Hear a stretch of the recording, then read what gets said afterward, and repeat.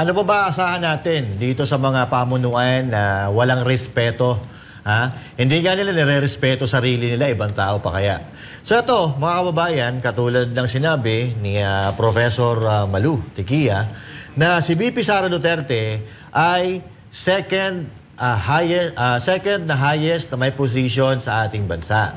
So dapat ito si VP Sara Duterte ay pinangangalagaan din katulad ng pangangalaga sa ating Pangulo. Kasi nga, kapag nawala ang Pangulo, siya ang hahalili, siya ang papalit. Pero of course, hindi naman natin aasahan yan. Kasi ayaw naman talaga nila na mangyari na si VP Sara ang papalit sa kanila.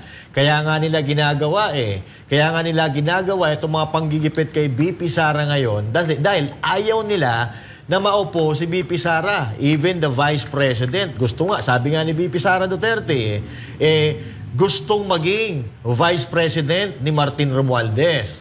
Hindi po tayo may sabi niyan, si VP Sara Duterte mismo. Si VP Sara Duterte ang nagsabi na gusto siyang patalsikin. But, ang sabi ni VP Sara Duterte, they can always try and let's see what's gonna happen. Diba? So, ako naniniwala ako na malabong mangyari yun, mga kababayan. Dahil ngayon, nagsisimula na po na manindigan ang ating mga kababayan. Unti-unti na pong lumalabas ang ating mga kababayan para ipakita ang pagsuporta kay VP Sara Duterte and at the same time, para ipakita ang kanilang galit sa hindi magandang nangyayari sa ating bansang Pilipinas, lalo-lalo na sa pagkawala ng milyon-milyon, bilyon-bilyon na pera ng ating bayan na hindi natin alam kung saan napupunta.